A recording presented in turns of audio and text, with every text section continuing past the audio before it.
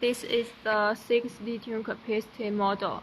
You can see the frame is also made of aviation aluminum materials, and here is a carbon fiber material. So it's very durable and firm. Here you can see is the FPV camera. Here is the obstacle radar, and here is for terrain radar. This 16-liter capacity model has 2 water pumps, so it has a light flow. It's about 10 liters per minute. You can see this is the high pressure nozzle. This model has 8 high pressure nozzles.